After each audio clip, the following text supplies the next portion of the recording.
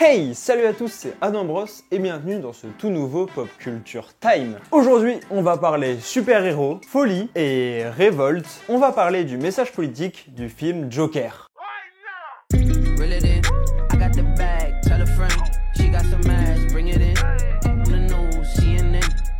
Alors, juste avant de commencer la vidéo, je tiens à vous prévenir, il y aura des spoilers du film. Bon, c'est pas du tout un film à spoiler avec des énormes retournements de situation et tout. Mais voilà, je préfère vous prévenir, c'est mieux si vous avez vu le film. Après, c'est pas rédhibitoire. Dernier petit truc, désolé avant de commencer la vidéo, juste pour vous prévenir que je fais des lives tous les mercredis à 18 h et que YouTube n'envoie pas les notifications. Donc n'hésitez pas à vous mettre même un petit rappel. C'est vraiment très sympa, on fait des débats sur la pop culture, il n'y a pas beaucoup de monde. Donc justement, si vous venez, vous saurez que je lirai tous vos messages. Bref, le film Joker est donc sorti mercredi dernier. Il est réalisé par Todd Phillips, qui est notamment à l'origine de la trilogie Very Bad Trip. Le long métrage raconte en gros l'origine du Joker dans le Gotham des années 80. En réalité, le Joker est donc Arthur Fleck, un comédien raté qui a un handicap qui le fait rire dans des situations qui ne s'y prêtent pas du tout. Le projet, lui, remonte à 2017 avec la Warner qui avait la volonté de faire un film centré sur le Joker, mais en dehors de son univers cinématographique, c'est-à-dire avec Batman, Superman, Suicide Squad, etc. D'ailleurs, c'est même Martin Scorsese qui était au début producteur du projet, même s'il a dû ensuite se retirer. C'est assez marrant quand on voit que ces deux films de Martin Scorsese, à savoir The King of Comedy et Taxi Driver, qui sont clairement les plus grosses influences du film. En plus de films avec Robert De Niro quand même. Mais aujourd'hui, l'objectif de la vidéo sera pas de vous dire si oui ou non j'ai adoré le film ou même s'il est bon.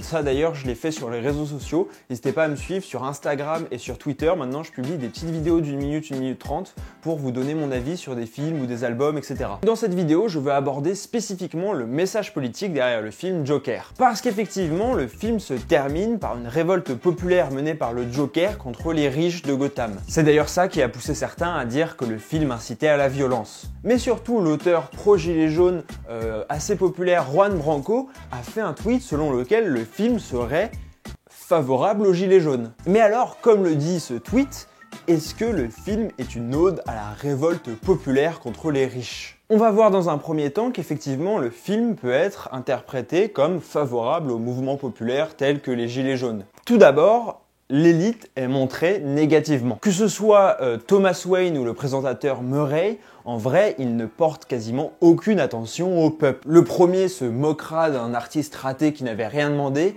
et le second allant même jusqu'à frapper Arthur. D'ailleurs, je pense qu'on peut voir une espèce d'analogie quand on voit toute l'élite de la bourgeoisie de Gotham à la séance Les Temps modernes de Charlie Chaplin, parce qu'effectivement les Temps modernes montrent le quotidien d'un ouvrier qui est donc moqué, et on voit les riches rire grassement des mésaventures de ce pauvre ouvrier qui a du mal. Et d'ailleurs, Arthur se met à danser de la même manière que Charlie Chaplin, comme si lui, il s'identifiait au personnage. Je pense qu'il y a un parallèle quand même, ce film n'a pas été choisi au hasard. Dites-moi ce que vous en pensez en commentaire. Aussi, c'est même Thomas Wayne qui est à l'origine de la révolte, puisqu'il a traité les habitants de Gotham de clowns.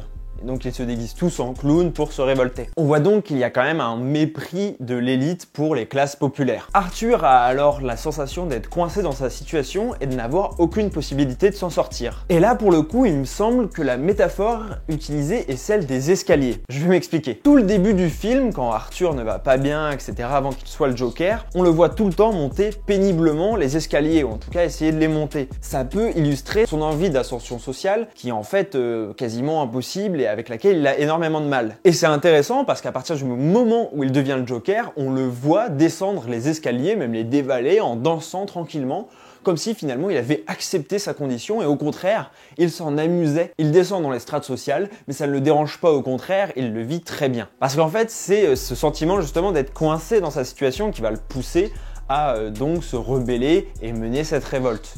Un peu malgré lui quand même la révolte. On peut alors rapprocher ça du concept de l'anomie chez Durkheim. C'est l'idée selon laquelle un individu est vraiment épanoui seulement s'il a des cadres sociaux stables autour de lui et qui lui permettent d'organiser ses désirs et ses envies en fonction d'un système d'attente déjà défini. Dans une ville comme Gotham, on voit que la police est débordée, qu'il y a beaucoup de misère, etc.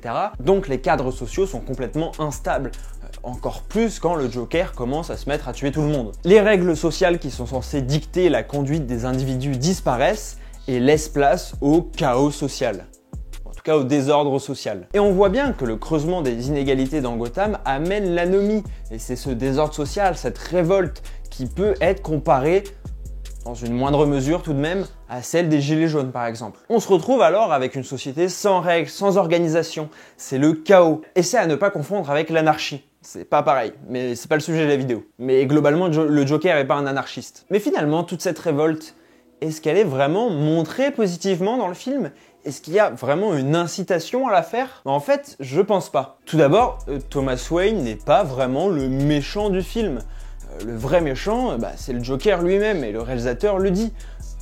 Le Joker, c'est à la fois le héros et le méchant du film. On peut d'ailleurs tout à fait comprendre le fait qu'il en ait marre et qu'il s'énerve contre un fou qui n'arrête pas de le suivre partout et qui va même jusqu'à s'approcher de son fils. Et comment penser que le film incite à la révolte alors que celle qui est montrée dans Joker est menée par un individu qui est complètement fou et qui n'a aucun sens de la raison ou quoi que ce soit et qui n'est pas du tout montré positivement en fait. On est très loin d'un Che Guevara qui défend des idées précises, là c'est juste quelqu'un qui veut semer le chaos. Donc je suis pas sûr encore une fois que ça soit montré comme quelque chose de bien ou de bénéfique. De même, la situation de Gotham est-elle meilleure à la fin du film qu'au début ? On est tenté de dire non même, hein. En vrai, Gotham est en feu, super, mais pour l'instant c'est pas mieux qu'au début où c'était déjà pas bien. Alors le spectateur est-il vraiment complaisant quand le Joker assassine sauvagement Murray ou les 3 jeunes dans le métro ? Non, clairement pas. D'ailleurs, Todd Phillips, le réalisateur, se défend lui-même d'un quelconque message politique dans le film. Selon lui, il voulait simplement montrer la descente aux enfers d'un homme. De plus, contrairement à ce qu'on pourrait penser, c'est pas la société qui rend fou le Joker, c'est un trouble neurologique ou un problème cérébral. C'est pas la société qui le rend fou et lui qui se retourne contre la société. C'est lui qui est fou, la société ne l'accepte pas car il est comme ça, et du coup il se retourne contre la société. Mais il y a déjà un problème à la base qui n'est pas la société. La société n'est pas à la base du problème du Joker, même s'il en fait son ennemi. L'échec de la société est principalement dans l'absence d'ordre social l'empêchant de commettre les crimes qu'il va commettre. S'il avait eu un bon accompagnement, par exemple avec les services publics qui ferment. Moi je l'ai vu comme ça, dites-moi vous comment vous l'avez vu dans les commentaires. Est-ce que pour vous, le film Joker incite à la révolte? Est-ce qu'il est pro-gilet jaune? Est-ce que il est contre les gilets jaunes? Au contraire, il montre que les révoltes c'est quelque chose forcément de gens décérébrés qui ne pensent qu'à brûler des voitures et à tuer des policiers. N'hésitez pas à lâcher un énorme pouce bleu et à vous abonner en mettant la cloche si la vidéo vous a plu, ça m'aiderait énormément. Vu que vous êtes resté jusqu'à la fin et que je vous en donne pas souvent en ce moment des anecdotes bonus, je vais vous en donner 2 exceptionnellement. Tout d'abord, on peut anticiper la mort des parents de Bruce Wayne, puisqu'en effet, on voit qu'ils sortent du cinéma d'une séance de Zorro. Et dans l'histoire de Bruce Wayne et de Batman, à chaque fois ses parents se font tuer à la sortie de Zorro. C'est ça qui l'inspire encore plus à devenir un justicier. Et enfin, il y a des théories qui émergent sur internet selon lesquelles le film en fait ne serait qu'une hallucination du Joker. Puisqu'en effet, au début, lors de son entretien avec la dame du service public, elle lui dit « Pourquoi vous étiez incarcéré ?» Et on voit un petit flash de lui incarcéré tout en blanc dans une cellule en blanc, comme à la fin du film. En tout cas, j'espère que cette vidéo vous a plu. N'hésitez pas à me suivre sur tous les réseaux sociaux qui sont dans la description. Je publie pas mal de news et comme je vous l'ai dit, je me suis mis à faire des petites vidéos un peu compte rendu pour donner mon avis où je demande le vôtre. Et sinon, on se retrouve mercredi 18h pour le live ou dimanche prochain 15h pour la vidéo sur le nouvel album de Vald. À dimanche prochain 15h. Ciao. That's life. That's life. That's what all the people say. You're riding high in April, shot down in May. But I know